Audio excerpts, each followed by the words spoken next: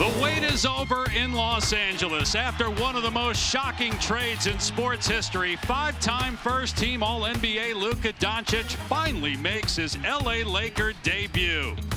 His number 77 will be worn by everyone inside Crypto.com Arena for what should be a memorable night in the history of one of the league's winningest franchises.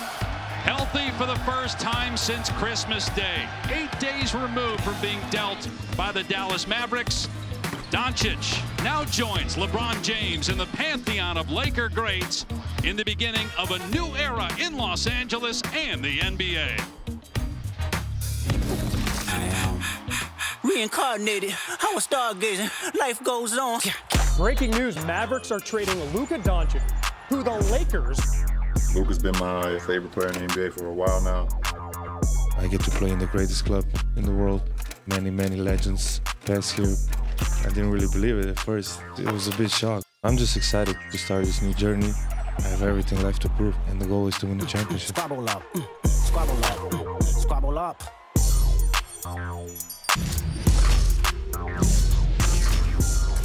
Welcome to NBA Monday, presented by State Farm. The Lakers, one of the hottest teams in the NBA, winners of 5 in a row and 9 of 10, take on the Utah Jazz as their new superstar, Luka Doncic, teams up with LeBron James for what they hope is the start of a championship run. Anthony Davis now injured with the Dallas Mavericks, expected to miss possibly up to a month. Traded for Luka Doncic, unbeknownst to just about anybody outside of Rico Harrison and Rob Pelinka, the two decision makers for the respective franchises. The Jazz were actually a part of the deal. Had to get involved to make sure that the trade could happen, sending Doncic to Los Angeles and Davis to Dallas. You think of all the great nights in Laker history, February 10th, 2025 will certainly be one of them. Luka expected to play 30 minutes in his first game in a Laker jersey. Time now for the starting lineups. Here's public address announcer Lawrence Tanner. 77th year in the NBA. This is a franchise with 17 NBA titles. The home team, your Los Angeles Lakers.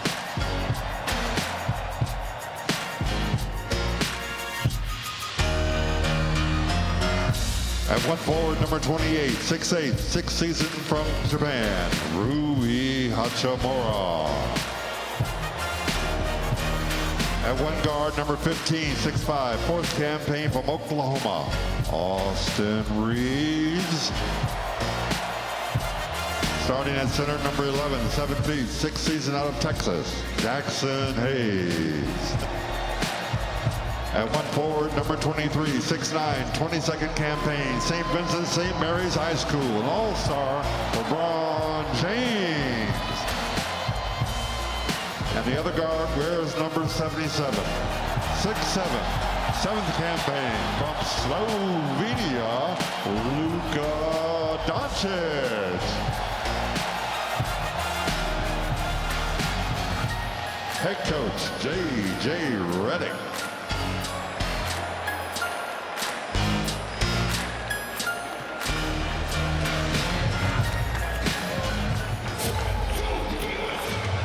Dave Pasch alongside Tim Legler to call the action. George Sedano will join us in a little bit. Legs, you've been working at ESPN for 25 years. You played in the NBA a long time.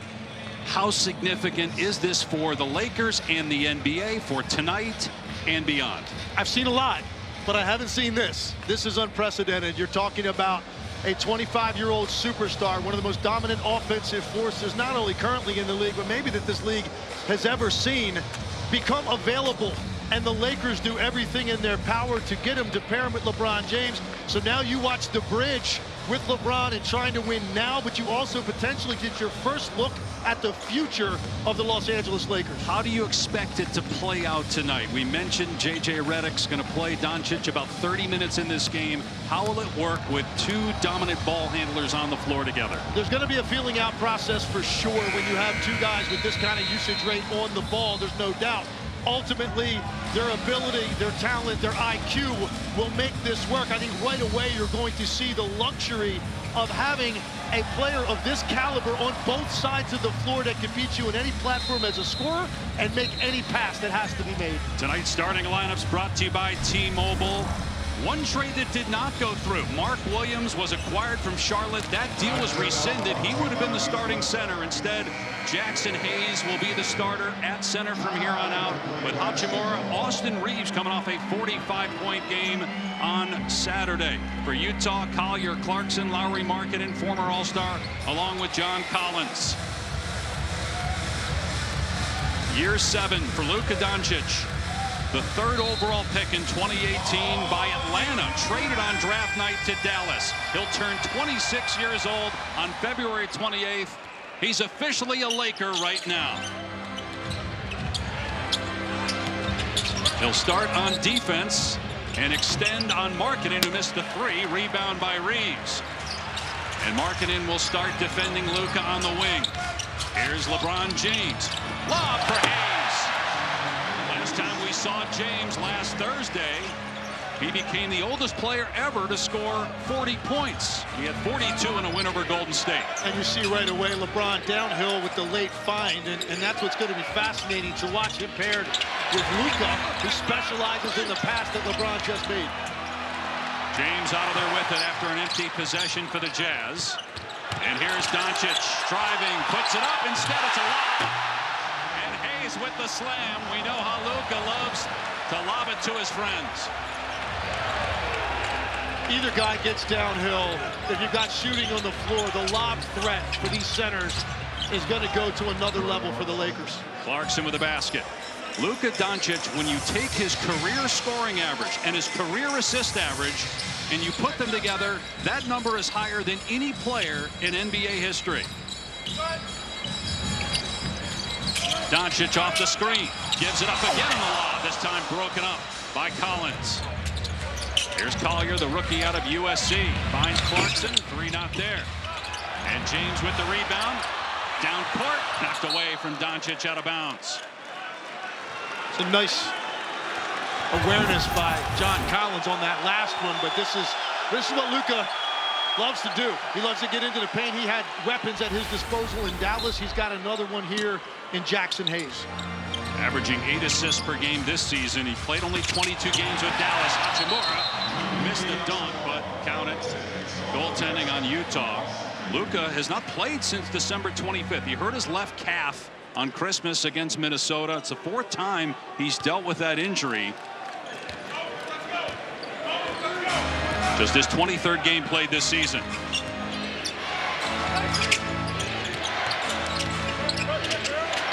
Markkanen catch and shoot. Hits it. Lauri Markkanen for 3. Yeah, one of the real talented bigs in this league, Lauri Markkanen. Beautiful shooting touch. Does not need a lot of time or space to get that off.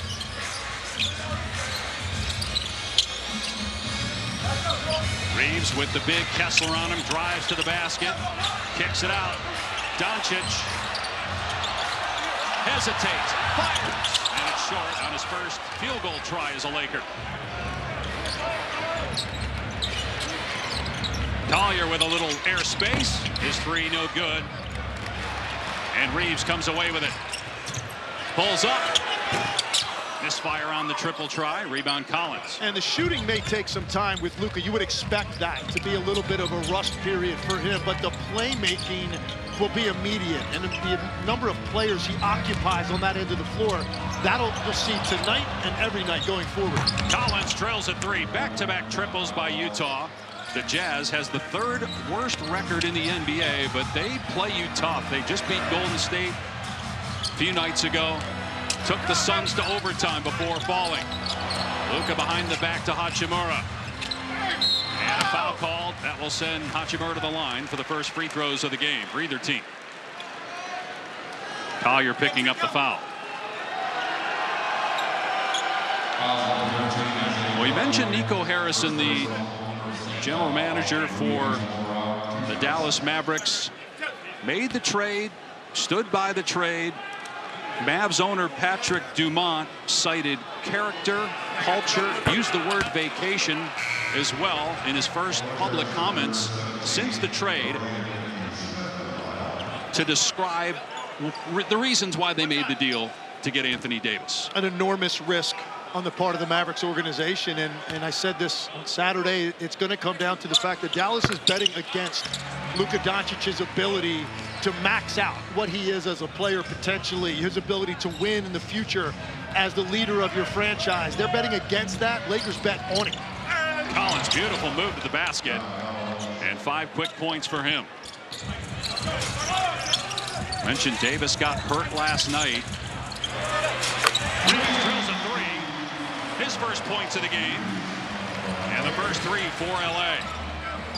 A lot more out on the floor than just LeBron and Luka as well. Rui Hachimura playing the best offensive stretch of his career right now. Austin Reeves, you saw what he did on Saturday, the 45 points when he basically had the show to himself. So there's weapons around them that could make this work as they continue to play together and blend.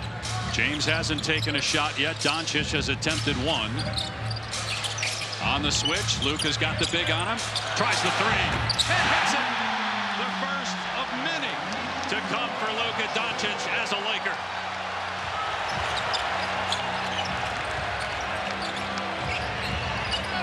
Here's a former Laker, Jordan Clarkson, started his career in Los Angeles. Finds Markkanen in the corner. 3 not there. Kessler rebounds, slapped away out of bounds, and touched last by the Jazz. Yeah, Luka Doncic with his patented three-point shot, the way he just jabs and freezes defenders, particularly bigs out on the perimeter, knowing all along he wants to get into that lean back. And James pass off the mark, trying to hit Hachimura in the corner. Went off his fingertips, out of play.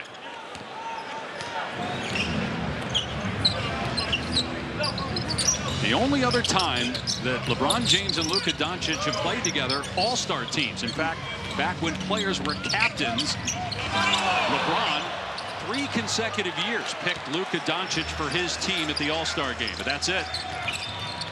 Yeah, and up until about 5 days ago, Luka Doncic would have thought that's the only time he was going to be a teammate of LeBron James, was in an All-Star game. But instead, here we go. And you got to think, it's under incredibly abnormal circumstances to have a player the caliber of Luka Doncic to move teams in the middle of the season when it's not at his request. Didn't force his way out, didn't leave as a free agent, wasn't involved in some sort of a scandal. This was a situation where over a period of time, the Dallas Mavericks, by all accounts, seemed like they saw habits that they didn't like necessarily in Luka, and they didn't know ultimately if he was going to be able to fully maximize his potential as your franchise leader and lead you to titles. And Luka Doncic, for my money, this is one of the most dominant offensive forces this league's seen, certainly currently in the league. And he is now going to welcome this opportunity to prove to a lot of people, particularly in Dallas, what he actually is going to be capable of. 8-0 run by the Lakers. They have a 6-point lead. Lakers currently tied for 3rd in the West in the loss column as Clarkson misses, but he got pushed. He'll go to the line for 2. So the first Doncic-James segment of 5 minutes. Doncic 3 points. James hasn't attempted a shot yet. The NBA on ESPN is presented all season long by State Farm. Like a good neighbor, State Farm is there. LA, the Lakers up 6 early here in the first quarter. Lakers general manager Rob Pelinka called the acquisition of Luka Doncic a seismic event in NBA history. The Lakers are certainly no strangers to that. When you look at their history of acquisition of players, you can go to draft days where they've made trades that eventually led to Kobe Bryant or Magic Johnson, via free agency where they landed Shaquille O'Neal or LeBron James. The closest one to this would be Kareem Abdul-Jabbar when he was 27 years old and asked for a trade from Milwaukee to the Lakers over a Beef Wellington dinner with the owner there in Milwaukee. But in this case, as you mentioned, Legs, an unprecedented event where the Dallas Mavericks have traded a 25-year-old global superstar to the Los Angeles Lakers. That's a doozy even for this franchise. Still can't believe, I said to you during the break, I still can't believe I'm actually watching this happen because of the talent level of Luka Doncic. And to George's point, as Lucas passes off the mark, you think of the names that in the faces you just saw. The Lakers, when they get star players, it's not just because of their talent. It's also because of the swagger and the internet, how they transcend the game on an international level. Whether it's what Kobe Bryant did and LeBron James has done many stops along the way. Here's James on the fadeaway, his first shot of the game. Lakers 6 of 8 from the floor, 2 of 4 from 3, and they got 18 points in the first 6 minutes with Doncic on the floor. Clarkson has it knocked away by Finney-Smith. Another important acquisition by the Lakers made in December in a trade with the Nets. James driving on Kessler, the shot blocker, and James connects over it. And one of the things you're going to see with this lineup, the cross matches and who you pick up in transition, more significant than it's been before, because who you could end up with defensively. And that time you saw Walker Kessler have to try to guard LeBron James at the top of the key. J.J. Redick said the switch factor is what he's going to be fascinated to explore with these two players. Clarkson finishes in the lane. On that last basket by James, Luka Doncic had a huge grin on his face, as if to say, I've seen that so many times, that fadeaway as an opponent. Glad I'm seeing it now as a teammate. Hachimura's pass, almost thrown out of bounds. Finney-Smith, Doncic drives. Corner three. Hachimura no good. Doncic there, cleaning it up inside for the basket. And you saw a couple things on display there. First, a look away as he got into the air in the paint, looked up to the wing, knowing he was going to the corner, froze that weak side defender. Great work by Vanderbilt on the offensive glass. Doncic picking up the foul. Finney-Smith on the glass that allowed Doncic to end up with this bunny. But you see, Roy Hachimura is going to end up with a lot of clean looks now, even more than he was getting just paired up with LeBron James and Austin Reeves. With Luka's ability to see the entire weak side of the floor and deliver the ball on time and with a lot of velocity. Doncic gets the breather after 7 quality minutes in his Laker debut. On a minutes restriction, but not a significant one. Again, about 30 minutes is the expectation. He's 100% healthy, just has not played since late December. Collins got bumped, and he'll go to the line for 2. Yeah, I was surprised by the minutes restriction number when we talked with J.J. Redick before the game to get a feel for that. I assumed he would be, particularly coming off the soft tissue injury with such a long layoff. But I was thinking maybe in the range of 20, 22, 24 minutes. And J.J. said, no, about 30. And I'm thinking that's a full night's workload for a lot of guys in this league. So the minutes restriction, nothing serious, and I think that's going to allow Luka to find his rhythm sooner than later, playing those kind of minutes right off the bat. Third team foul on the Lakers, who play the Jazz again Wednesday in Salt Lake City. Then it's the All-Star break.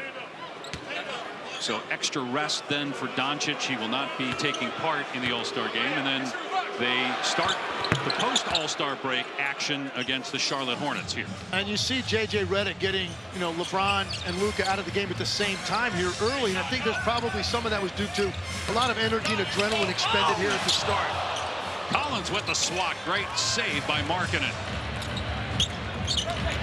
Keontae George leaves it for Collins for the hammer dunk. He's got 9 points. Utah back within 5. Yeah, Keontae George, very talented offensive player. Nice job right there, taking that thing to the rim, knowing the trailer was coming the entire time. Vincent drills the long 2.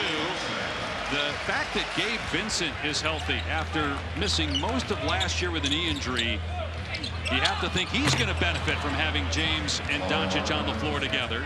Keontae George with a great pass to Markkanen.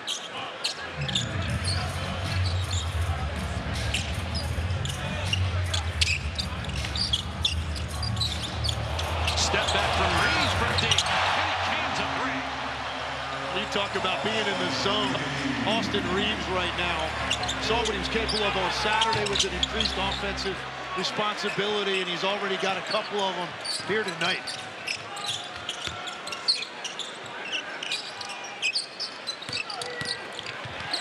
Vincent hangs on with the slam. 29 points with Still 3.5 minutes to go. The Lakers are 8 of 9 from the floor from inside the arc, and 3 of 6 from behind the arc. Markkanen inside. He's got 7. Collins with 9 to lead Utah. Markkanen's a tough cover. He does a lot of things. For a 7-footer to step out, stretch the floor, you've already seen him. Multifaceted. Hit a 3. A lob threat along the baseline. If you turn your head or overplay him, he just converted that dunk, and now here on the offensive glass as well.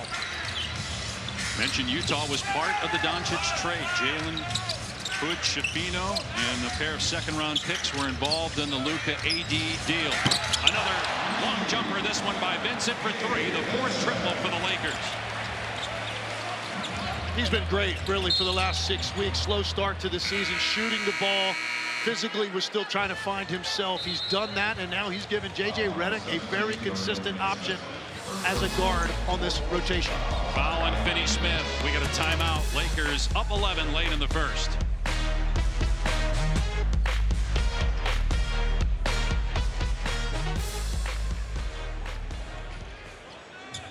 Schedule brought to you by ESPN Bet, the official sports book of ESPN. TNT tomorrow night. Indiana hosts the Knicks while Memphis is at Phoenix. TNT Thursday.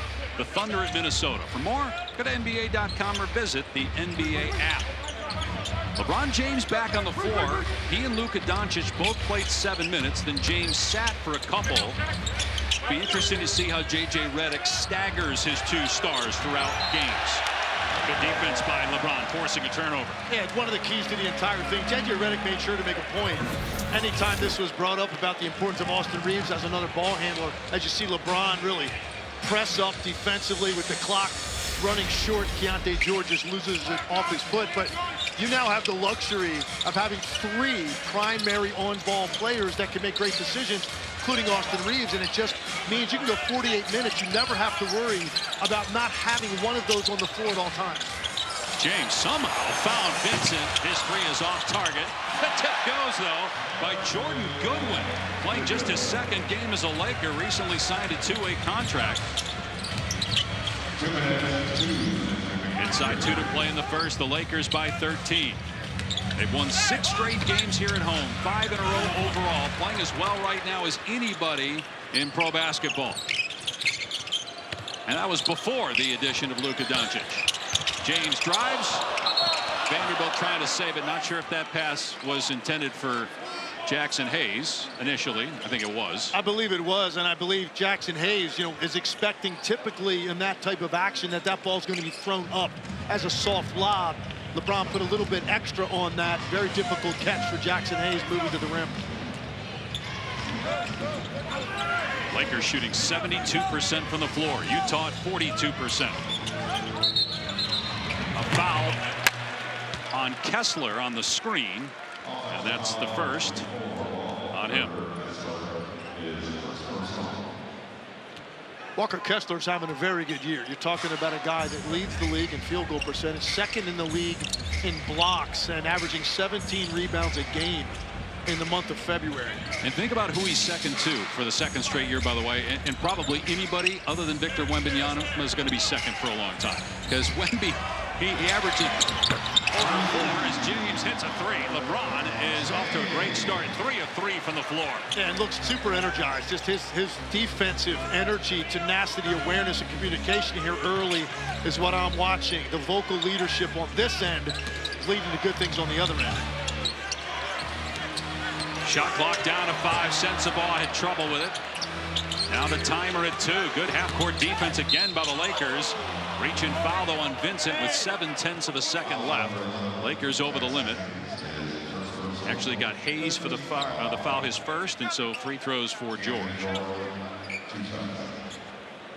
Again, LeBron James just suffocating the ball handler in his area. A guy that big, laterally that quick, strong. And I think the Lakers also are going to hope that some of that can also be something visually that Luka Doncic is aware of, and the energy that you expend on that end of the floor. We know that Luka, there are things about his game clearly that are there that he has to try to address and always be better.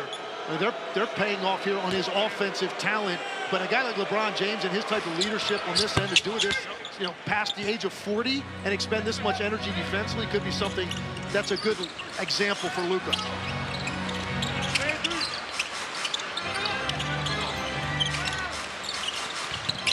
Hayes in the high post.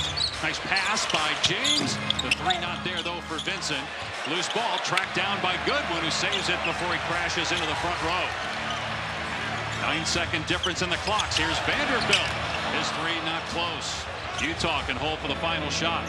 Vanderbilt playing just his 8th game of the season for the Lakers. Been dealing with injuries. Collier tried to lob it, and it was rejected by Hayes. James in the open floor. Drives all the way. Can't finish, though. And then a loose ball foul on Vanderbilt, so Utah's going to get free throws with 9/10 of a second left. Really nice job by Jackson Hayes that time, breaking up that lob. It looked like the backside was open there for Utah, and then LeBron surprised at himself that he did not convert this. He had to jump in the air and sort of contort his body, put a little too much English on it. But here you see Jackson Hayes. He has the anchor. They try to throw that lob to Kessler. Jackson Hayes breaks it up, sends LeBron the other way. Yeah, James still making his point that he thought he was fouled on the drive, but Micah Potter is at the foul line. 30-year pro out of Wisconsin. Playing his 24th game of the season.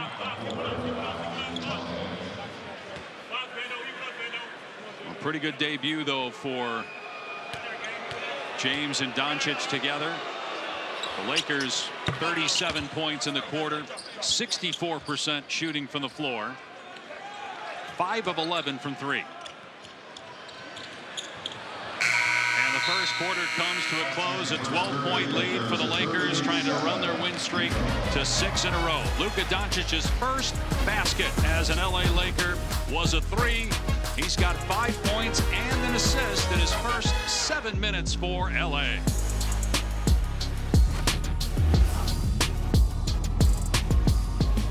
Monday presented by State Farm. Here with John Collins of the Utah Jazz. Down 12. What can you guys do better to get going? Just manage the energy. A lot of it in here tonight, and we just got to do a good job of managing the game, not letting them get a lot of fast breaks and take control. With Doncic and James, how do you try to limit their effectiveness when they're together on the floor? Man, just try to make everybody else score and have them be as effective as we can. Those guys are great playmakers, so it's on us to just talk and stay together. John, good luck. Thank you. Thanks. Guys, back to you. And George, everybody else did score, but so did James and Doncic, and that's why they have 37 points. Collins leads all scorers, though, with 9. Rui Hachimura picking up the foul, his second personal. Doncic 7 first quarter minutes, 2 of 3 from the floor, 1 of 2 from 3. Third foul actually on Hachimura, so see how J.J. Redick substitutes for him or whether he keeps him on the floor. That's not a good call. Here we go. It's not a no. It's not no. JJ might make an adjustment here. I believe Luka was going to come in probably in about 2 or 3 minutes for Goodwin, most likely, but now the foul trouble with Hachimura might change how he utilizes Luka in this first half. And this lineup with Hachimura at the 5 will be interesting to see how much of this we see. The Lakers made, as we mentioned at the top of the show, what they thought was another trade right before the deadline, and an important trade. Mark Williams, a center from the Charlotte Hornets, as Reeves banks it in. That trade got rescinded, so Dalton Knecht, who was part of that deal, he's back tonight, and he got in late last night, so he's not going to play, but he's on the bench and expected to play minutes for the Lakers going forward. George has more on that. Dave Leggs, our own Shams Charania, our NBA insider, is reporting the Charlotte Hornets have been in contact with the NBA as they explore options to dispute the Los Angeles Lakers' failed physical assessment of Mark Williams, sources tell ESPN. The Williams-Dalton Knecht trade was next Saturday, as you guys just mentioned, and the Hornets are weighing avenues to challenge. Interesting. We knew the Lakers were thin up front. We knew they were going to try to address it at the trading deadline. Thought they had. Now, obviously, everything's sort of in limbo. You see Dalton Knecht sitting there. Was not going to play tonight. J.J. Redick said didn't think it was fair to him to come back under these circumstances. Got in very late last night, so decided to let his head sort of gather itself as he watches this and figure out exactly what's going to happen with Knecht going forward. James Looking to take Kessler off the bounce, falling away, connects again over one of the top shot blockers in the NBA. We've seen that twice in this game. James with 11 points already. Kick ball, gonna stay with Utah. Now LeBron getting into this fade game early. 3 of these already in the first half. He's hit, just gets to his spot, the one-legged lean back, and I think there's somebody in attendance named Dirk Nowitzki who probably can appreciate that one-legged fallback jumper very much. Dirk started it and everybody followed. It is interesting that Dirk Nowitzki is here at a Laker game supporting the Lakers, although really he's here supporting Luka Doncic, his former teammate. Dirk's career was ending in Dallas as Luka's was just getting started. Austin Reeves picking up the foul, his first, and the second on the Lakers. And Dirk's actually here with Luka's dad. They're sitting next to each other, a few rows behind us. Collins hits the first free throw. 3 of 3 from the floor, 10 points. There's Sasha, Luka's dad there in the sweater, and you can see Dirk there as well, left of your screen.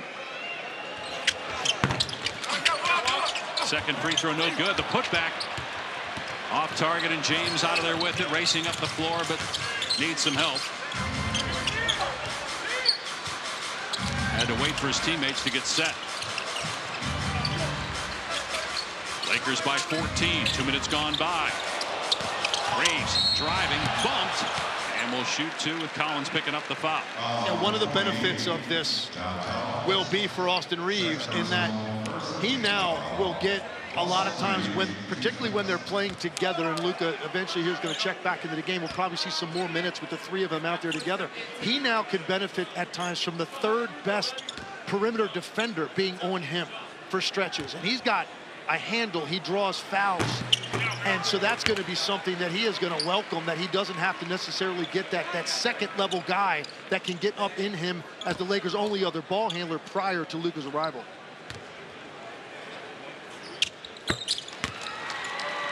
Austin Reeves, 4 of 4 at the line tonight, and 44 for his last 45 at the free throw line. And that's only in a 4+ less than a half game, so he's getting there almost 10 times a night in this stretch and converting every time.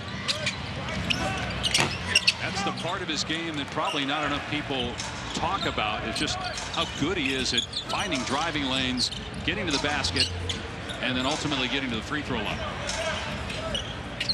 James, long 3. Pinballs out to Hachimura, and the 15-foot putback off the heel. Collins threw it right to Goodwin as he was falling down, trying to hit his teammate Collier. Instead turned it over, and it led to an easy basket. Yeah, it's just a tough break for Collins. Lost his balance as he was going to the ground after they clearly had secured the rebound. Ends up with 2 easy ones for the Lakers. And Goodwin lost his mask. Wearing a mask to protect a facial injury. Had to take it off there, so playing without it. James no look down court. Hachimura lost it. And now Collier ahead of the pack. Goes in for the easy layup. 11 points for Utah off of Laker turnovers. Collier was Bronny James's teammate at USC last year. Bronny out tonight. Goodwin in the lane with a push shot. Jazz have this unique mixture of veteran players along with a bunch of young guys that they're trying to develop. And Will Hardy was just raving about Isaiah Collier and the way he has played over the last month. Yeah, really grown in terms of his decision making. Made a good pass there. Johnny Juzang, who played collegiately here after growing up in LA, played for UCLA. He missed the 3. Finney Smith's 3, no good. But a second chance opportunity.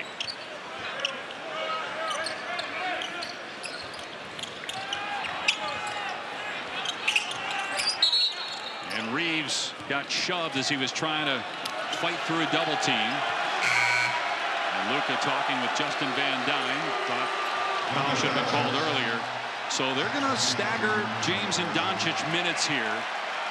LeBron was out there for about 6 minutes without Doncic, and now Luka will play without LeBron. Well, you think about the way this is going to break down. The start of the game is going to be 6-7 minutes together. The start of the second half will be 6-7 minutes together. And the end of the game on most nights, depending on the score, will be the last 6-7 minutes. That's 20 minutes roughly together right there. And now Redick has the luxury of staggering these guys and making sure you always have someone that can set the table for everybody on the floor. Juzang picked up the foul his second. We asked J.J. Redick, who played with Luka Doncic 4 years ago for about 20 games in Dallas, where have you seen Luka grow the most? He said everywhere, but when he's willing, he's been a much better defender than he was early on in his career. Three ball from Hachimura is good to beat the shot clock buzzer. And I think Luka Doncic is the best in this league at the late find. After he's exhausted opportunities on a drive at the rim, his ability to then pick you apart from that position under the basket is really unique, and you saw Hachimura benefit from that right there. 2 assists for Doncic to go with 5 points in his first ever game as a Laker. Now we got a Jackson Hayes foul. 2 on him. You know, he gets the switch, so he's going to go downhill against Markkanen, and you see him jump in the air, but realizes he's defended well, and that's the great thing about the vision, the size, and the strength. His ability to get the ball to the weak side of the floor at any angle to let weak side shooters spot up and still do damage late in the clock. Didn't make All-NBA his rookie year, but since 5 consecutive first-team All-NBA selections for Luka Doncic, won't be eligible for the awards even if he plays every game the rest of the way. Missed too many games, won't hit that 65-game mark. Doncic on the step back and drill the 3. And cleared by Collins.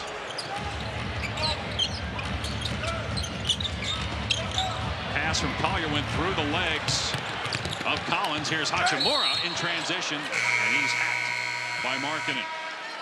First on Markkanen, and the 14th foul on Utah. The lead is 21 for the Lakers midway through the second quarter.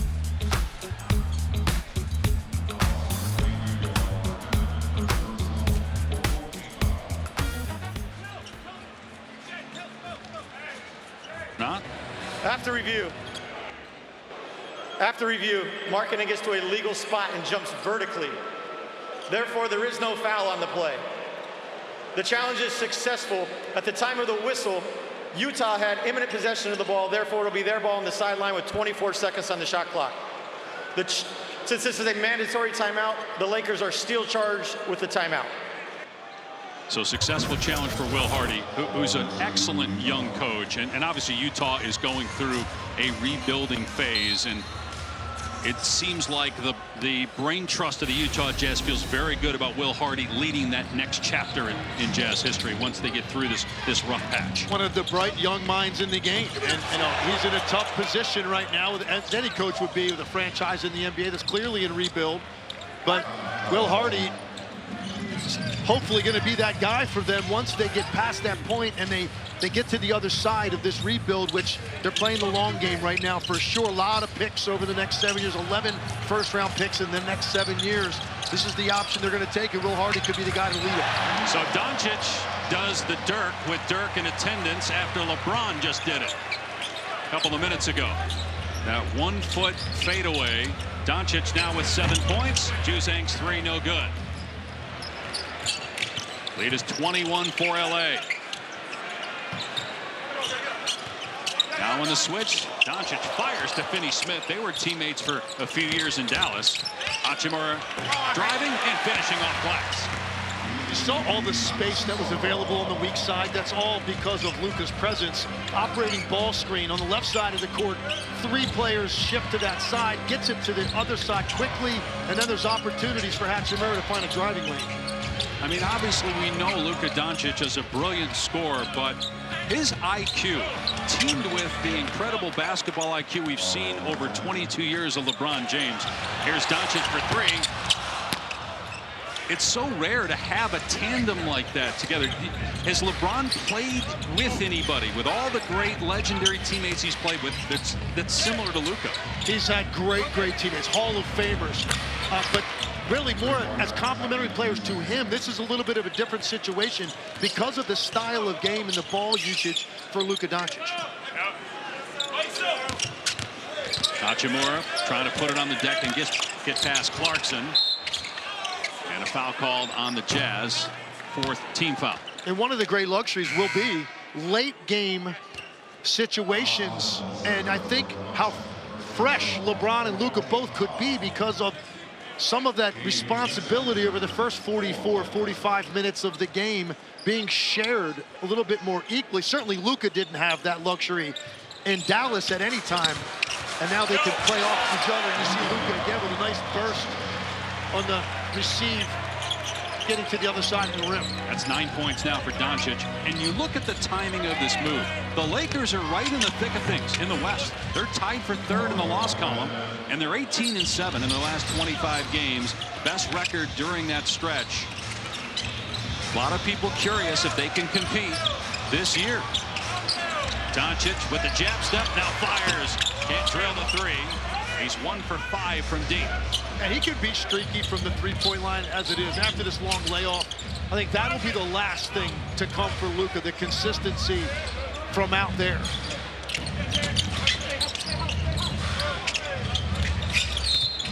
Hachimura, but not a smart foul. That is 4 on him. He'll have to go to the bench, you would imagine, for the remainder of the half. So again, you look at the loss column, they're tied with Denver for third, just 2 games out of the 2 spot. And look, Oklahoma City's a great team, but we haven't seen them advance beyond the second round of the playoffs with a very young group. No doubt it does feel different this year, and their offseason acquisitions in Oklahoma City just give them so much more size and depth, and their defense is elite.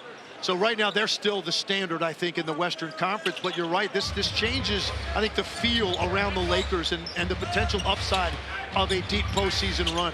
Doncic with the Mavs beat Oklahoma City last year in the conference semis, as Luka led, along with Kyrie Irving, Dallas to the NBA Finals for the first time since 2011 when they won the championship and beat LeBron James and the Miami Heat. So Doncic and James on the floor together here, likely to close out the first half. Doncic puts it on the floor, leans in, gives it up to Vincent. Shot clock at 3. James returns it. Vincent will pop. The 3-ball. That is the 7th triple for the Lakers. What a find by LeBron. Goes down the left side of the lane, knowing Vincent was all the way over on the right wing. Clarkson inside, no. Hayes rebounds. Quick outlet, James. Looking to push. Finney Smith fouled by Markkanen. That will put Utah over the limit, and Finney Smith will go to the line. Lakers up 21 late in the first half. Luka with 9. James with 11.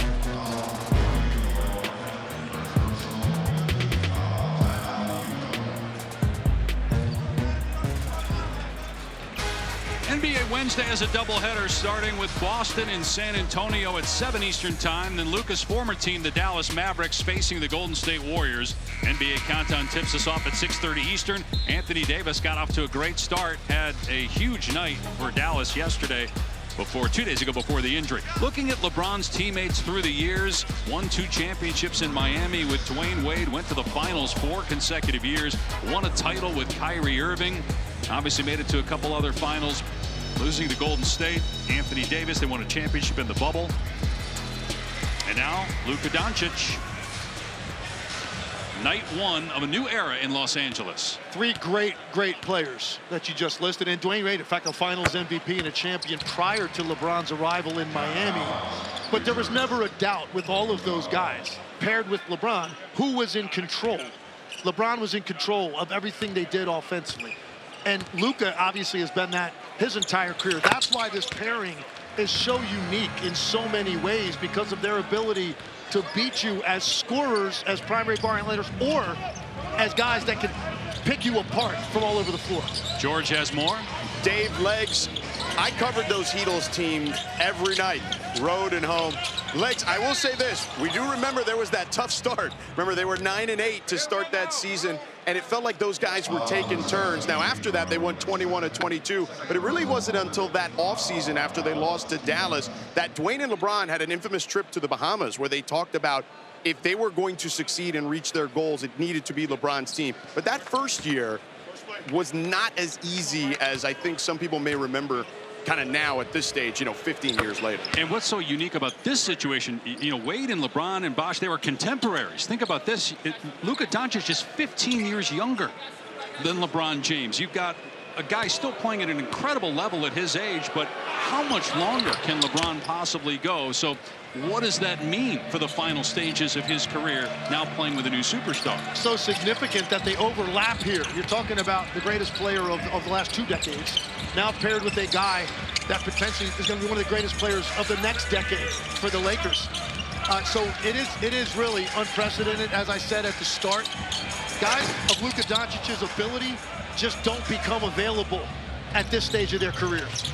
But such a buzz, even on Saturday when there was talk that maybe Doncic would play but sat out. The entire city has been anticipating this very night, and it was packed about an hour before the game. Everybody watching Luka warm up. James has it knocked away by Collins.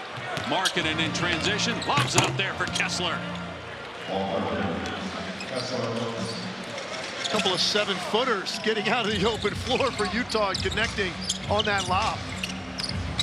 Finney Smith driving, gets it back, and scores off the window.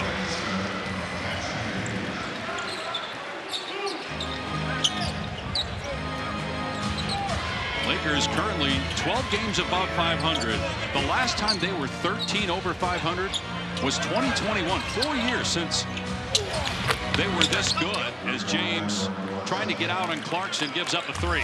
Lakers go to a little zone look right there and just didn't really have the back line defenders spread enough. Too much space in the corner, give up the open 3. Doncic leans in, foul, it won't fall, but Luka will go to the line for his first free throws as a Laker. Clarkson picks up his second foul. Doncic, the scoring champ a year ago at 34 points per game. His career scoring average is 29. That's 3rd all-time behind Michael Jordan and Wilt Chamberlain. Only Michael Jordan has scored more points per game in NBA playoff history. Doncic, historically in 50 career playoff games, has been even better in the postseason than the regular season. Shooting for the perfect gift this Valentine's Day. Give 12 months of live games with League Pass, now 30% off through February 16th. I think to George's point earlier, too, which was really good, the beginning here. Now, tonight doesn't look like we're headed there. We'll see what Utah can muster in the second half, but I thought Dwayne Wade, LeBron James, when they first got paired, when you saw some issues early, they were overly deferential to each other in a lot of ways. And that is something that a guy like Luka Doncic is going to feel a little bit playing alongside a presence like LeBron. Markkanen's 3, not there. Doncic fires down court to James in stride. It rolls around and drops. What a look by Luka to LeBron. 13 points for James, 3 assists for Doncic. That's a 2-hand chest pass that traveled roughly 70+ feet in the air on a rope and put it in the only place LeBron could get that. 69 first half points for the Lakers. Clarkson won't fall from deep, batted around, and out of bounds off the Jazz. About a 4-second difference in the game in shot clocks. Yeah, Luka turns immediately, see his eyes look up the floor, and then this is put perfectly to the right side of the lane where LeBron was cutting and just past the outstretched arm to the defender.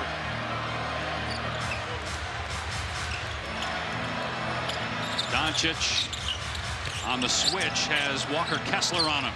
Luka penetrates, puts it up, missed the shot. Tracking it down is Reeves. 4 seconds to go in the half. Reeves for 72 points for LA in the first half.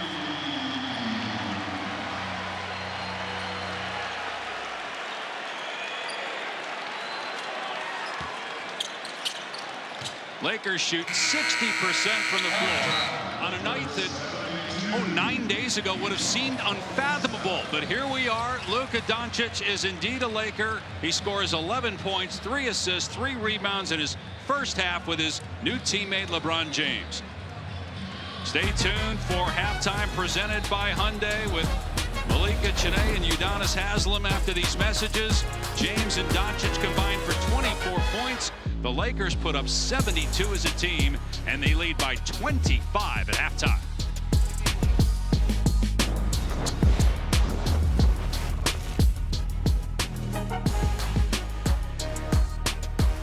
Lakers Laker debut, a success through one half, 72 points. And they lead the Utah Jazz by 25. Dave Pasch, Tim Legler. We'll check in with George Sedano here in a little bit.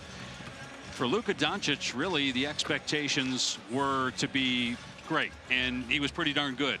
Given that this is his first game in 6 weeks, we forget he's coming off of an injury as we look at Crunch Time, brought to you by Popeyes.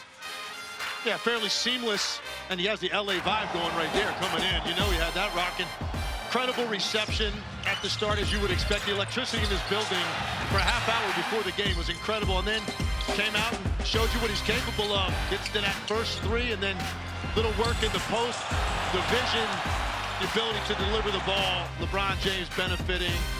There's going to be some rough patches as they sort through this, but I think all things considered, pretty good start to the new era for the Lakers.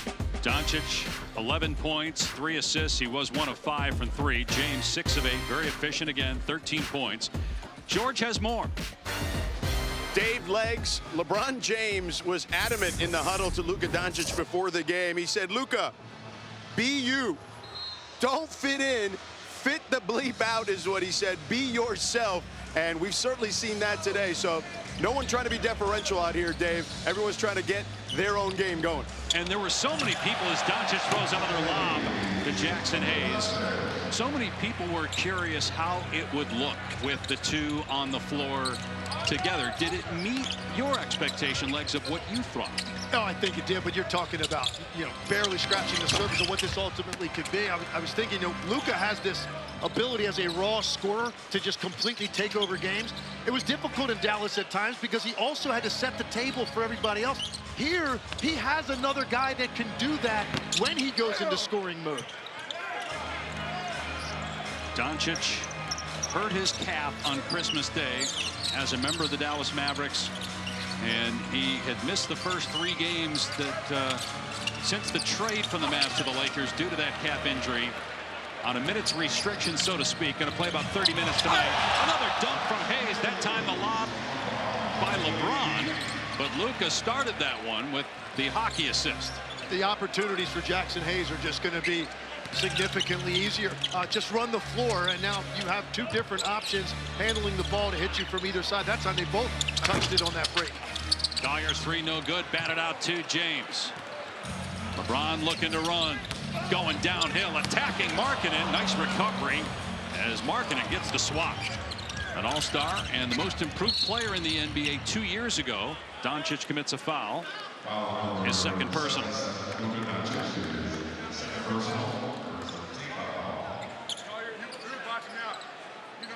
8 days ago, Nico Harrison and Rob Pelinka, who had behind the scenes been talking, shocked the sports world.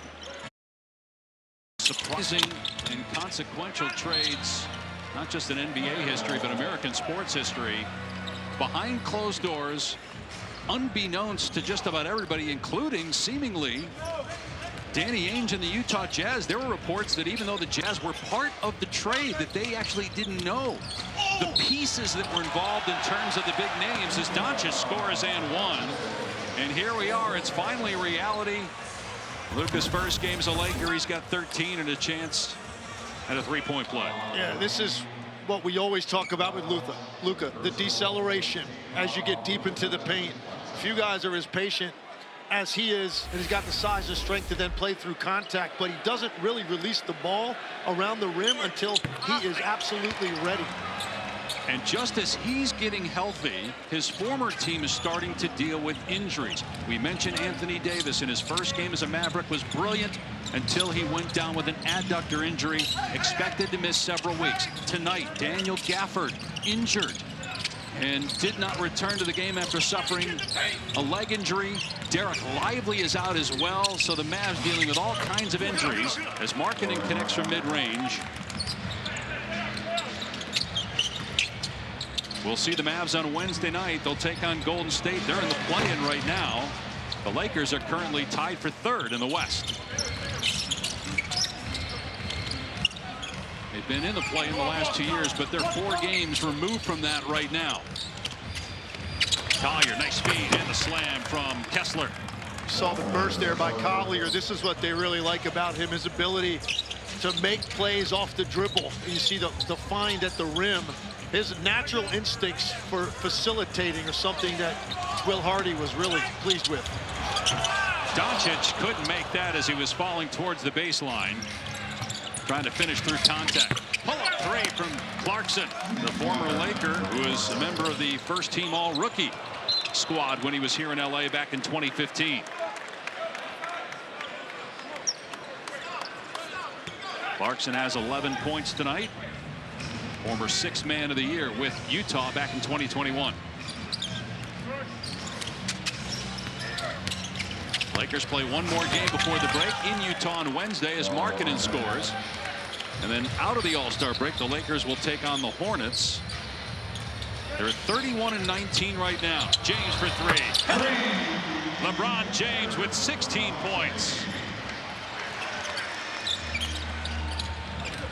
Effortless getting up into that shot for LeBron. You knew that was good as soon as you let it go. It just has perfect rotation and arc on that shot. He's 13 for his last 23 from behind the arc. Yeah, he's more comfortable with this shot than he's ever been throughout his career. Comes up, rejects the screen by Jackson Hayes, and just decides to go ahead and operate with enough space, knowing he can get that off, clearly feeling in rhythm. 6 for 9 now from the field. 7 for 10 make that with that shot. His last game, Legs had a season-high 42 points against the Warriors, becoming the oldest player, 40 years old. Michael Jordan was about a month younger when he did it at 40 years of age. The oldest player to get 40. LeBron happens also be the youngest player ever to get 40 points. Did it late in his rookie season back in March of 2004. Plenty of 40-point games in between as well, we should add, for James. That pass broken up, and the fourth turnover by LeBron, and then he commits a foul. And to your point, I mean, the way he looks, there's no telling him how much longer LeBron's going to play. It's only going to be up to him. As good as he looks, as dominant, as athletic. But now you have the situation where this trade was made not only to take into consideration the rest of LeBron James' career, however long that is, it's the next decade potentially for the Lakers, and that was something they were organizationally wondering about. What was going to be the next iteration of the LA Lakers after LeBron James retired? And James keeps looking at his left hand. And so there was some blood on his left thumb. So while we have a moment, let's remind you about our upcoming national TV schedule. On TNT tomorrow night, the Knicks, third in the East, are at the Pacers. Memphis is in Phoenix. The Grizzlies currently are 2 games ahead of Denver and the Lakers for the #2 spot in the West. TNT Thursday, the Thunder, the best record in the West at 42-9, taking on Minnesota. For more, go to NBA.com or visit the NBA app. Shai Gilgeous-Alexander, right now the front runner for MVP. About 30 games left in the regular season. We are 2 months away from the playoffs, just a few days away from the All-Star break. LeBron James this weekend in San Francisco will play in an NBA record 21st All-Star game. Offensive foul on Utah. And Luka, that time takes this elbow right there, right to the nose. Isaiah Conley are trying to swing through and split that gap there between 2 defenders, and Luka takes the worst for that. Second foul on Isaiah Collier. Doncic finds James. Hachimura corner 3. It's good. Hachimura with his second 3. 85-56 LA. Lakers trying to win their 6th straight, 10 out of 11. Air ball from Clarkson.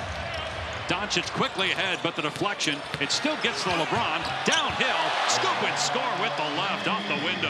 Yeah, Markkanen got him once on a semi-breakaway. That time LeBron crafty with the left hand. 18 for James. He averages about 25 per game. Doncic trying to hang with Markkanen. LeBron comes over for the double, gets the deflection, forces a turnover. James again. And a foul on Collier, his 3rd. James will shoot 2 when we come back. It'll be his first free throws of the night. James with 18 points. Yeah, how long have we been watching this? LeBron James out in the open floor. Nobody is going to stop this man from getting to the rim whenever he wants.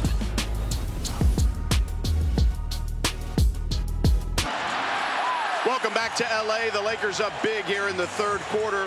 We all know that the LA wildfires have displaced so many families, and so many businesses are no longer erect at the moment. And Luka Doncic, who just arrived here in Los Angeles, has put out a press release today acknowledging that his foundation will be donating $500,000 for the immediate recovery for the LA wildfires, and he's committed to helping rebuild courts, playgrounds, and fields that were destroyed during those wildfires to help kids get back on those fields and those courts. He signed it by saying, to everyone affected by these fires, we're here to help now and for the long haul. Your new neighbor, Luka. Dave? Yeah, I love that, new neighbor. And no surprise, Luka was very involved in the Dallas community. A big reason why there's so much backlash there, not just because he's a great player, but also his involvement in the DFW area. As James 3 is off the mark. Hachimura there with a putback. Yeah, I think with Luka, it was obviously the production on the court. It was also the entertainment value, right? The entertainment factor. Every night that you watched him, and then in addition, everything he was doing in the community. No wonder why people in Dallas are hurting over losing a star player that seemingly was just getting ready to start his prime years. If you're a Maverick fan, and many of them are upset right now about the trade, now you don't have Anthony Davis. You've got other injuries. How concerned are you? Because all the talk there is they felt they could make a run at an NBA title this year, and that's why they made the deal as Markkanen gets the dunk in transition. Yeah, listen, that's going to be difficult. They're going to, depending on how long this lasts, how big a hole they find themselves in Western Conference, to come from those slots where Dallas is probably going to find themselves. Very difficult uphill battle in the postseason. Three-pointer from Clarkson. His third triple, he's got 14 points. There's still an awful lot of talent in Dallas. You got Kyrie Irving, Anthony Davis, you added Klay Thompson, you've got role players, you got some guys that went to the finals a year ago on that roster. But, you know, what Luka Doncic represents is just so unique and so special. Doncic for three, no good. Luka 1 for 6 from three. He's got 14 points, 5 assists, 5 rebounds. Kyrie Irving just named an all-star replacement for Anthony Davis, by the way. The more I think about it with the Lakers, what's going to be fascinating at times is just to watch the dynamic where Luka gets into these scoring runs, and he doesn't have to worry as much about setting the table for other people at that point. That's going to be fascinating. He never had that luxury in Dallas. Good job on the glass that time by Kessler, working hard and finishing. Third year out of Auburn, career high points and rebounds, and second in the NBA in blocks for the second straight year. 9-0 Utah run. And you see the Lakers running a lot of two-man action with two ball handlers setting screens for each other to get switches where they can just attack. And that's your 5-man right now. Rui Hachimura, as the Lakers go small, hitting another three. And I think you'll see a lot of that out of the Lakers, particularly since they didn't get an additional center at the deadline. You're going to see Jackson Hayes starting, but you're going to see this smaller lineup, I think, a lot defensively and potentially to close games, because how difficult it is to match up with this on this end of the floor. But as George mentioned earlier, talking about that Shams report, maybe more to come with the Mark Williams trade that was rescinded. Williams back in Charlotte, Dalton Knecht, Cam Reddish back with the Lakers. A lot more information to come on that, because it's clearly Charlotte was surprised by Mark Williams coming out here and failing that physical. The Lakers probably surprised as well. So there's more coming there, and there's obviously more now to come from Dalton Knecht. We got to see what exactly his situation will be going forward. Was playing well for a rookie, clearly became one of the crowd favorites here, and now he finds himself in a pretty awkward situation. Doncic, his 24th minute, supposed to play about 30, couldn't bank that one in. Again, his first game in 6 weeks. Not played since Christmas due to a calf injury. That's why he did not make his Laker debut until tonight. Was listed as questionable originally on the injury report. Upgraded to probable this morning. Foul here on Jackson Hayes. 3 on him, 4 on the Lakers. And you know, Dave, you mentioned like the smaller lineups defensively. That benefits Luka Doncic, because there are going to be matchups you can find for him, particularly at the 3 or the 4 spot, where maybe he is guarding someone that's not as apt to try to take him off the dribble or use their quickness against him. That is a benefit for the Lakers to play small. You've got guys like Dorian Finney-Smith, you've got Rui Hachimura, you got LeBron, you've got some guys with great reach and strength. So if you want to go small, I think it's an option for J.J. Redick defensively. And it's interesting you say that. And you know J.J. well, so do I, from working with him all these, well, not all these years, a few years at ESPN. But one of the things J.J. loves is problem solving. That's one of the reasons he took the coaching job to continue to challenge himself in that thing that he loves so much about solving problems. Well, it's a good problem when you're trying to figure out how to make these lineups work with two future Hall of Famers. Luka's three not there. He's 1 for 7 from behind the arc. 14 points still. Clarkson not shy. Gets the offensive rebound, but then goes out of bounds to LA.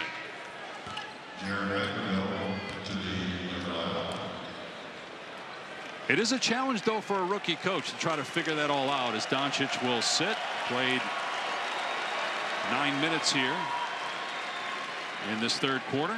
Yeah, J.J. Redick's dining room table, the salt and pepper shakers are never safe when he's sitting down. The number of things he's going to use to draw up plays while he's eating dinner. That's just the way J.J.'s mind is. And when you put this many weapons at his disposal, their creativity is really going to come out the longer they're together. Finney-Smith for three. Short. Rebound Sensabaugh. I wonder at this stage, with it being a 24-point game, do we even see James and Doncic again? Markkanen misses. Obviously, you want to get Luka back in the swing of playing 5-on-5 NBA basketball, but you got the All-Star break coming up. Game Wednesday. Salt Lake, will see if Luka's night is over. 24 minutes, 14 points. Big lead for the Lakers late in the third.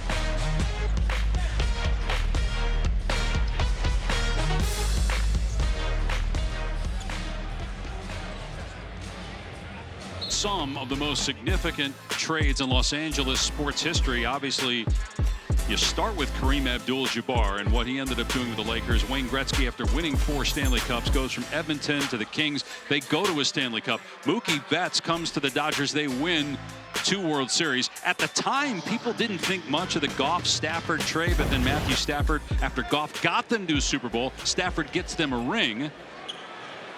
And now you got Luka Doncic making his Laker debut tonight in 24 minutes, 14 points, 5 rebounds, and 4 assists. You know, the expectations for the Lakers, I think, coming in the Western Conference, I don't think people were considering them to be a contender coming into the season. When you looked at the landscape, the top of the Western Conference, started playing really good basketball prior to the trade. They have continued it through the trade, 9 out of their last 10, and now you add Luka to the mix. They look at the West now, and I think they believe they might be able to put a product on the floor that's so unique and so different with their ability to attack defenses that they can make a significant run this year. With a win tonight, they'd be 32-19, 13 games over 500 for the first time in 4 years. Keontae George at the line shooting 2. By the way, there was a foul on Sensabaugh in Utah that was challenged by Will Hardy. It was an unsuccessful challenge. That's why you saw the Lakers shooting free throws a moment ago. Take a look at our doubleheader for you on Wednesday here on ESPN. Boston, which currently has the second best record in the East, taking on San Antonio. It was a huge night for Victor Wembanyama. You can see all the highlights on SportsCenter. Then you got the Warriors. They won again tonight, so far so good with Jimmy Butler. We already touched on the struggles of Dallas with a loss tonight, but also the injuries, Anthony Davis included. No Daniel Gafford going down. SportsCenter will have more on that as well. Nearing 2 minutes to go here in the third. 24-point lead for the Lakers.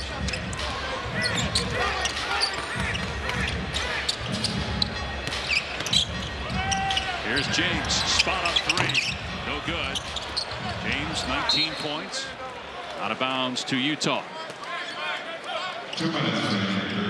Saw Jared Vanderbilt working on the glass right there. And you know, with Anthony Davis leaving, Jared Vanderbilt actually becomes their second leading rebounder behind LeBron James, and he only plays 15 minutes a night. His rebounds per minute numbers are insane. And he's an underrated piece of this Laker roster. He just hasn't been available. He's hurt most of last year, hurt for almost entirely this season, playing just his 8th game. Gives him defensive capability up the floor with size, which is not something they really have if Jared Vanderbilt's not available to him. When you think of the leg as James drills a 3, that even if the Lakers have a smaller lineup, they got guys with tremendous wingspans, including Vanderbilt. Collins tried to finish there and couldn't. He's still down. Gets helped up from an official. Hayes in transition catches another alley-oop and dunks it. Yeah, it was a spectacular effort by John Collins. He needed to get his hands on that pass. It was so high up by the top of the square, but when he fell, took himself out of the play, the Lakers were off to the races, and they're a very selective team about running. Hayes 6 of 6 from the floor. Almost all of those made shots on alley-oop dunks. Collins turns it over. Here's James, who has 8 assists now after that last helper. That lob thrown out of bounds. Got a handful of turnovers, although J.J. Redick thought that was deflected, so he's going to challenge that ruling. He didn't even look to the bench at all. He saw it himself and said, I'm going to challenge that back in a moment.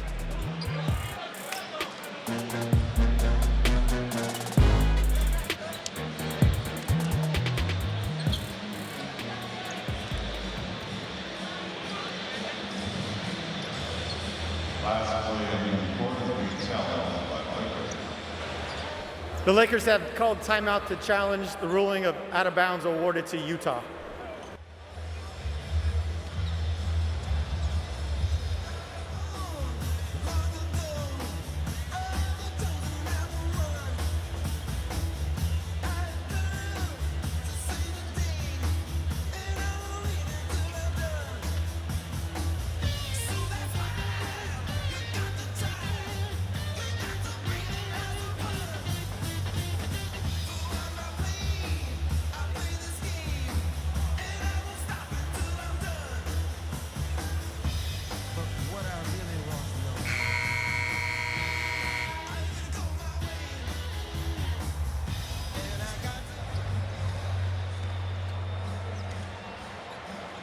So the Lakers challenging the call on the floor that it was off LeBron James and not deflected by Kessler.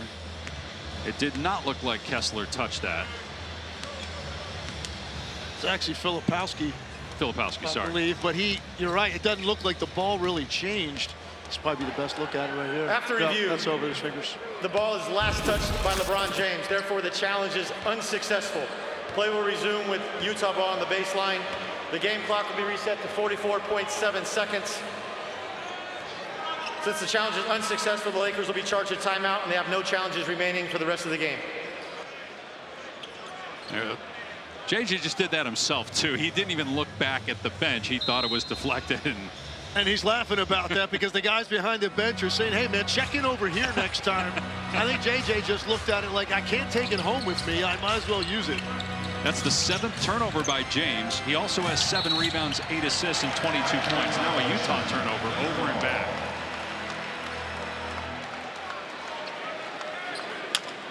Will Hardy's out of challenges even if his players want him to challenge. They don't have one. Hardy used 2, was successful on the first one, giving him a second one. You know, and now the Lakers, you know, they're going to get a very small sample here with Luka before the All-Star break, and he's got to sprint to the finish with fresh legs. It's one of the benefits of having an injury actually for an extended period of time. You do feel fresh and energized when you come back for that sprint and then through the playoffs. George with the layup after the miss by James from 3. 2-second difference of the game in shot clocks. The man defending LeBron James played with James's son at USC last year, Isaiah Collier. Vincent with 4 to shoot. Tries the 3 as the buzzer was about to sound. And that ends the third quarter. The Lakers take a 25-point lead to the 4th.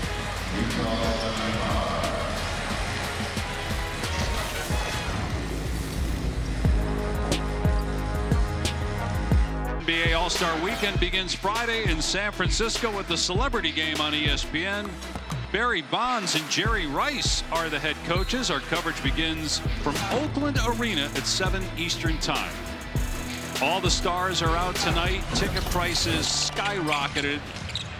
Reportedly went up 500% as the day went on from when Luka Doncic was upgraded from questionable to probable. There's James downhill, missed the shot, got it back, and scores. He's got 24. Doncic with 14. We don't know if we'll see Luka again with his 27-point lead.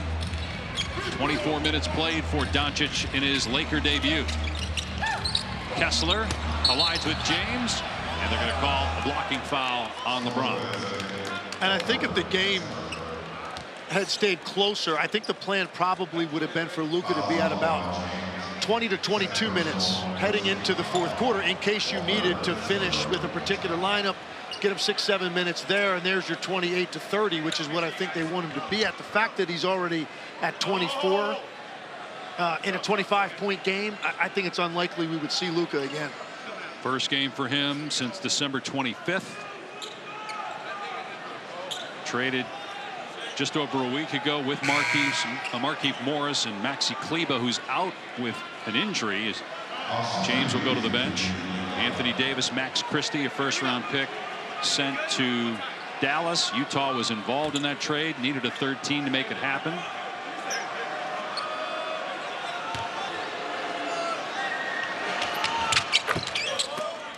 Kessler gets the free throw. Utah had beaten Golden State, Orlando, and sent a game against Phoenix to overtime all in the last week, but getting hammered here tonight. Yeah, two franchises in totally different stages. Lakers very much in a win now mode, and now potentially took care of the future as well. Whereas Utah, it's all about player development at this point, and you do have a mixture of some veteran guys in there that are good players. So this is the balancing act that Will Hardy has every single night, which is not easy. I don't know if James shaken up, just stretching perhaps after and playing only about a minute here in the fourth. Let's check in with George. Dave. Go ahead, George. Dave, legs. Sorry, my mic wasn't on. I was watching LeBron as he walked off the floor. He went right up to his trainer, Mike Mancias, and was grabbing kind of his midsection a little bit after that collision with Walker Kessler, and went back to the locker room, as you saw in that area. So I'll keep an eye on what's going on there, but that's what I observed as he walked towards the bench. He's been battling an ankle issue throughout the year. It's been sore off and on. He didn't play on Saturday. Obviously, that's not the problem here.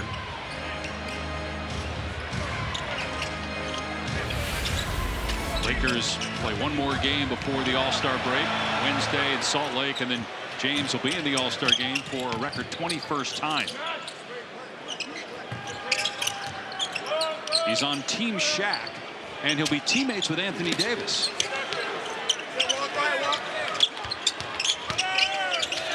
Turnaround jumper, Hachimura, no good. And Collier rebounds. Pull up three by Keontae George, not close. Ball batted around. Juzang has it. George will try again. Same spot, same result. Kessler offensive rebound, and he's fouled. He's got 11 points and 11 rebounds in this game. You mentioned those monster rebounding numbers he's been putting up. And Utah 4th overall in rebound percentage. It's one of the strengths of their team. Not a great shooting team leads to opportunities like that on the offensive glass, but you see another 12 rebounds tonight for Walker Kessler, and he has averaged 17 rebounds a game in February, in addition to almost 13 points. You were touching earlier on the different stages of where these two franchises are. For Utah, a team that's used to winning. They were in the playoffs 6 straight years, but now it's 3 consecutive seasons where they've missed it. They're in this rebuilding phase, but they also have a centerpiece with Lauri Markkanen, who's still a young guy. He's going to be here. He signed a contract. But a lot of faces that I think there's uncertainties going forward as to whether a lot of these guys currently in the roster are going to be here. No doubt. They've got 3 guys, that have another year on their contract that will free up potentially $70 million of cap space. I mentioned earlier all of the first-round picks that they have. Markkanen is re-signed, and this is a guy that averaged over 20 points a game the last 2 seasons. He's at 19 this year. But now they're very much in flux about what they want to do, who they want to keep. A lot of nights these are guys really auditioning for a place in the franchise going forward. That was a terrible alley-oop attempt by George, thrown way over the head of a teammate out of bounds. Now Cody Williams, who they had several first-round picks, but Cody Williams, who was the highest, number 10 overall, he's struggled when he's been on the floor, but he's also battled injury. Played in just 27 games this year and averaging about 4 points per game. 21 points now for Rui Hachimura. He's the second leading scorer for the Lakers in this game. He scored over 24 out of his last 5 games. He's at 19 again tonight, and he just has become incredibly lethal from that 18-foot area. Corner 3, Vincent, good. Vincent with his second, make that third three-pointer, and he's got 11 points. His confidence is back. Struggled last year, was 3 of 28 from 3. Around 35% this year. Steal by Reeves. Fakes the lob and takes it himself for the layup. And a timeout by Utah. Tough decision for a defender. You see Austin Reeves taking advantage of it. If you commit to the ball handler, you get a lob over your head. If you don't, it's 2 easy ones for Austin Reeves. The NBA on ESPN is presented all season long by State Farm. Like a good neighbor. Scott Van Pelt, we're getting set for SportsCenter here in the nation's capital. We'll have live reaction to Luka's Laker debut. We'll hear from J.J. Redick. Also highlights of a busy night in the NBA. Steph Curry, Jimmy Butler, and the Warriors beat the Bucks in Milwaukee. The Cavs get the best of Anthony Edwards and the Timberwolves. Stand for Steve here with the bad beats. We'll see you when this game is over. Back to L.A. Fashion Leg. All right, Scott, Lakers by 30. They've led by as many as 34 in this game. It appears Luka Doncic's debut is complete. Just under 24 minutes played, 14 points, 5 rebounds, 4 assists. Has not played here in the fourth quarter. And the shooting was really what wasn't there to make 1 for 7 from 3. Or he has a much bigger offensive night as Austin Reeves. Shows you a little what he's got with the handle. Tremendous head fake, get the defender in the air and play through it for and one. 21 points for Austin Reeves after a 45-point game Saturday.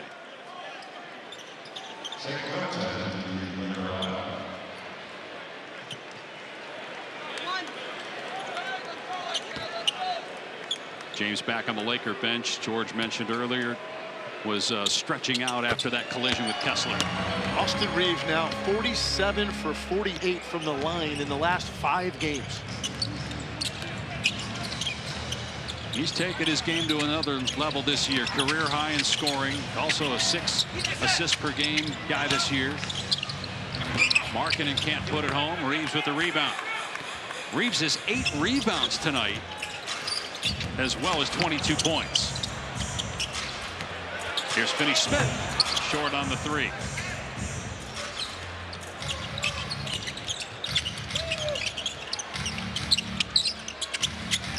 Juzang swishes that 3-pointer through the net. He's got 3 triples in the game. Yeah, he can do that.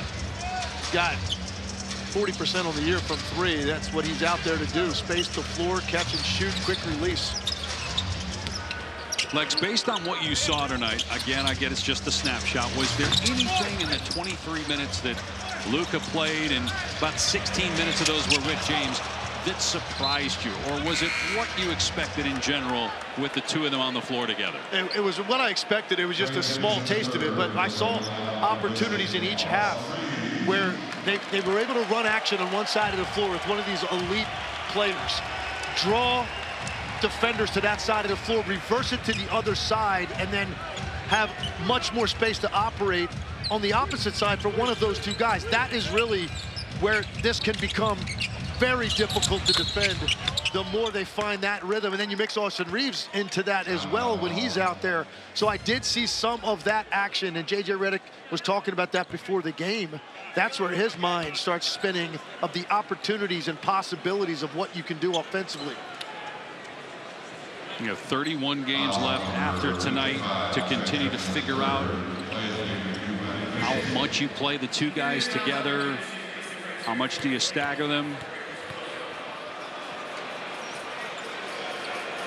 And the officials are at the monitor after the made basket by Collins.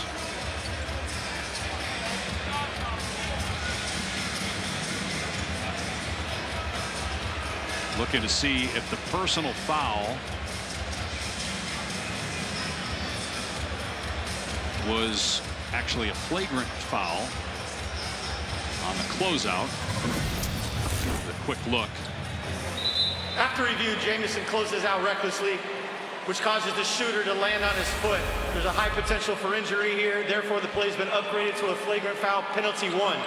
Since the basket was successful, they'll get 2 free throws to make 1 shot, and Utah will retain possession of the ball with 24 on the shot clock. Trey Jemison's first minute of the game, and he commits a flagrant foul.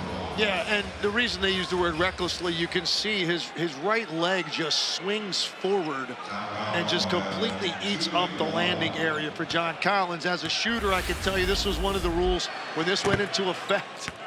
I was heavily in favor of protect that landing space for shooters. And Jemison's a little bit surprised by that. Certainly nothing intentional there, but you just saw his body going forward to such an extent. John Collins had nowhere to come down.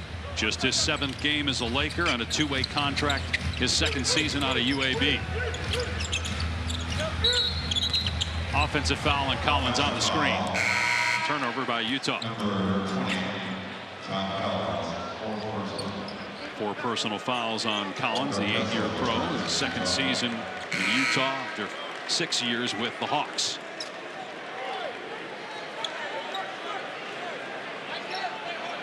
This is going to be 6 straight wins and 10 out of 11 for the Lakers. Make the case there isn't a team playing any better right now in the NBA than the LA Lakers. When you look at all the metrics and the way they've changed over the last month at least, or a little bit longer in some cases, but over the last 15 games, this is the 6th rated defensive team in the NBA, and that was their big issue at the start of the year. They don't take a lot of threes. They don't play particularly fast. Their defense had to significantly improve, and it has, to give them a chance to go on a run like they're currently on. And it will be interesting, given that Anthony Davis is such a good defensive player, how that will change for the Lakers, how they make up for not having that with Davis no longer here. It's going to be different. You know, they a lot of times could run their offense through Anthony Davis to create these matchup problems. A 6'11" ability to face up, great mid-range shooter, dominant on the offensive glass, and then the amount of mistakes he would make up for defensively with his rim protection and range and switchability down there. So it's going to have a much different vibe and different feel to what they do in close games offensively, and then some of the lineups you'll see defensively with really not a lot of depth at the center position. Because you do wonder about LeBron James. The more he plays at that age, you get into the playoffs, what kind of toll that could take, not having Davis to help there defensively. Very true there, but it also, adding Luka Doncic takes a lot of pressure and wear and tear off of him offensively as well, in terms of having to handle the ball, his usage, creating for others. So he will benefit there, but you're right, defensively, that's a lot to make up for with what Anthony Davis brings to the table. He's a perennial defensive player of the year, or all defensive team candidate. And when Dallas and Nico Harrison made the trade, that's one of the reasons they did it. They felt that they were not good enough defensively, even though they made it to the finals last year with that group, and so they targeted Anthony Davis. They did not open it up to all these other teams. They said, that's the guy we want to be the centerpiece of our team. That's the argument they made, but I think one area that they were short-sighted in, you look at what Luka Doncic has done in the postseason in his career, and the way he shows up in those big moments, series he's gotten his team through, games he's won practically single-handedly, it feels like some nights. He shows up when the lights are bright. And that's innate. I don't think you're born, I don't think you get that later in your career. I think you're born with that. Luka has it, and that's what you really wonder, how you give up on something like that at 25. Again, you look at the scoring average along with the assists. He accounts for 49 points per game. That is the most in NBA history, and he's not even 26 years old yet. He'll turn 26 on February 28th. 4.5 to go. Lakers 124, Utah 95. These teams will meet again Wednesday in Salt Lake. Juzang gets the bounce, and he's got 11 off the bench.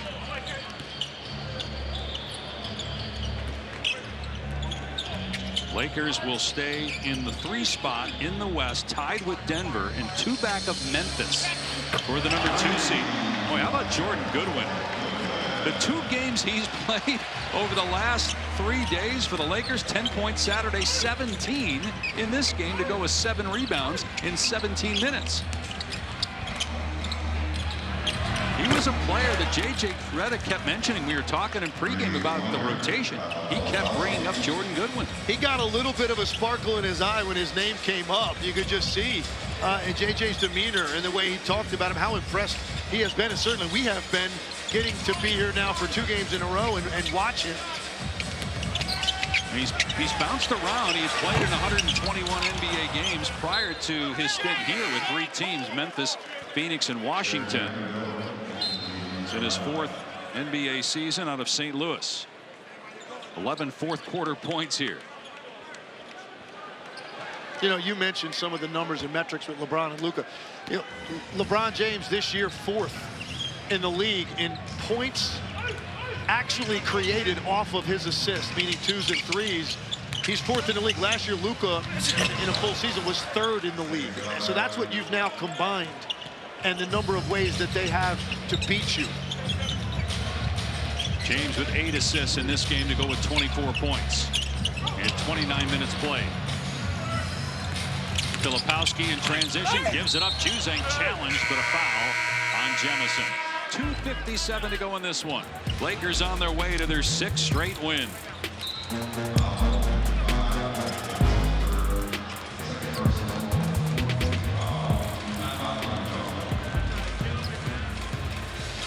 The most anticipated debuts in NBA history. Luka Doncic's first game as a Laker. Number 77 shirts worn by everybody in the building pregame. Doncic taking the floor. And look at all the people by the court an hour before the game watching Luka warm up. He was introduced last in the starting lineups tonight. And this was his first basket, a 3-pointer. Finished with 14 points. 5 rebounds, 4 assists in 23 minutes. Yeah, normally that kind of pregame activity is reserved for Steph Curry, right? That kind of look at the pregame warm-up. Luka got that treatment tonight. You see LeBron and Luka, they're having a laugh on the bench, probably some part, saying to themselves, can you believe they're actually letting us play together? This is incredible to watch and to think about what the possibilities are and what the future for this team is going to be. And what are those possibilities short-term, 2025? Oklahoma City has proven to be the best team in the Western Conference. That is the measuring stick right now, and their defense is the main reason for that. So let's see what happens when the Lakers now, with this new look, go up against elite defensive teams, elite teams later in the season. That's when you'll get the real test. But Dave, I think now, for me, I look at them as a more realistic threat to do damage in the Western Conference. And a lot of that has to do with the track record of Luka Doncic in the postseason. You look at the last 3 years as Filipowski hits the 3, following the Markieff Morris 3. Markieff Morris played with the Lakers a few years ago, now back, part of the Luka trade. They went to the conference finals, beat Phoenix 3 years ago. Then they missed the playoffs 2 years ago. Last year, went to the NBA finals, lost to the Celtics. Meanwhile, Vanderbilt and Filipowski both slow to get up. Vanderbilt hobbling a little bit down the court. Keep an eye on that. Trying to walk it off. Got a Laker foul.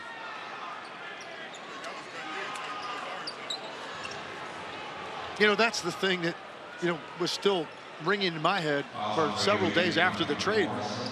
It's not as if Luka Doncic hasn't had postseason success. He went to a conference final and an NBA final by the age of 24, which is what he was last year when the finals took place. And he lost last year in the finals to inarguably the best team in the NBA in the Boston Celtics. So he's had postseason success. Regular season success wasn't ever as great in Dallas as it probably needed to be to make a significant run. But he's still got a team there. And you just look at what he's built for and the way he reacts to those pressure situations.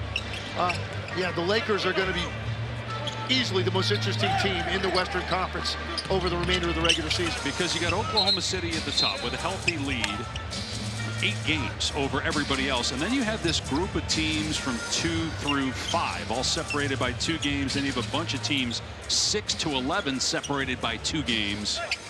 So the final 30 games or so of the regular season in both conferences, but I think more eyeballs will be on the West just because of some of the big names like Steph Curry and obviously Luka and LeBron James.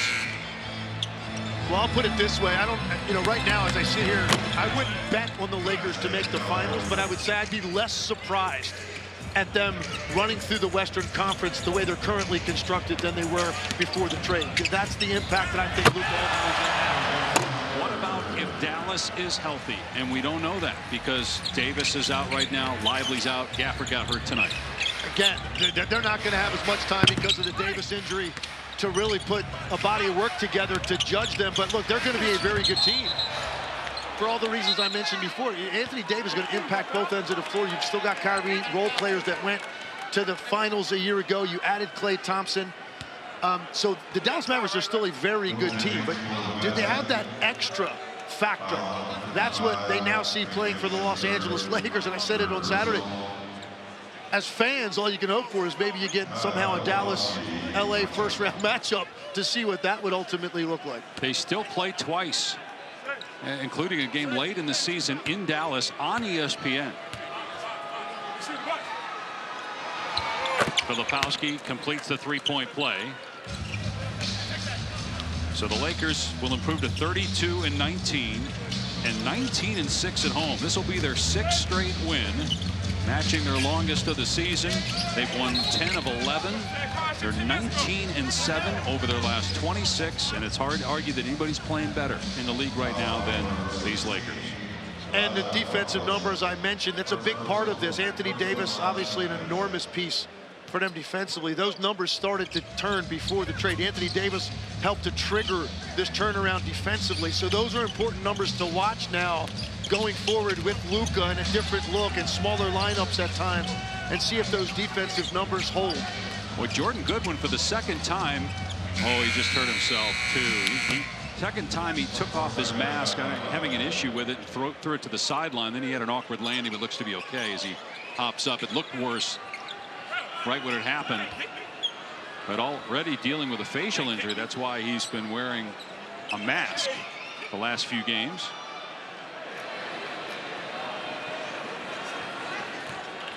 Lakers will be in Utah Wednesday to wrap up the pre-All-Star break schedule. LeBron James will play in his 21st All-Star game this weekend in the Bay Area. Luka Doncic will get a chance at some extra rest before the Lakers play Charlotte after the break here at Crypto.com Arena. Shake Milton, another acquisition by the Lakers before the deadline, and a trade with Brooklyn. Gonna dribble it out here and take a shot clock violation. 8.3 remaining, 8.6 rather. A historic night here in Los Angeles. Immediately, just because of the name and what Luka Doncic has done already, he immediately joins the pantheon of great Lakers, and it feels like the possibilities for this year and beyond are endless with his talent, and teamed with LeBron James. All of those possibilities were on display as the Lakers tie their second largest point total of the season with 132 and throttle Utah.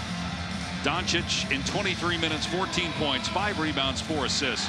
Did struggle with his shot, 1 of 7 from 3, but in fairness has not played in 6 weeks. First game since Christmas Day when he injured that left calf. LeBron James at 24 points, 8 assists, 7 rebounds. Rui Hachimura had another big game, 21 points. That's his 5th 20-point game during this 6-game win streak. And George is with Luka. Thanks, Dave. Luka, lots of anticipation and fanfare for your debut here with the Lakers. How did it feel to play in a Laker uniform? Special, man. The way they received me, everybody, teammates, front office, everybody here. I heard a lot of noise when I was introduced, so I really appreciate it. It was a special moment. What was the message from JJ, LeBron, and your teammates to you today? Be you. Simple. Be you. And we saw that Dirk Nowitzki was in the house here to support you today. What does that mean to have him here? It means a lot. Great friend, great mentor. So it really means a lot that he was able to show up here. I'll see him now, but it really means a lot. And then lastly, I know you guys still have to get comfortable with each other. Certainly it's only your first game, but how dangerous can this team be? Very dangerous. I think the ball was moving very well on offensive end. I think we can lock down a lot of players. So I was just happy to be on the court again, man. Luka, we were happy to see you. Congratulations. Thank you for the time. Thank you. Thank you. All right, Dave, back to you. It's been a long time since Christmas that we saw Luka Doncic play basketball, and for the first time tonight, we see him play basketball as a Laker. Scott Van Pelt will have that and so much more coming up next year on ESPN. For Tim Legler, George Sedano, Dave Fash saying so long from LA. SVP and Sports Center right now.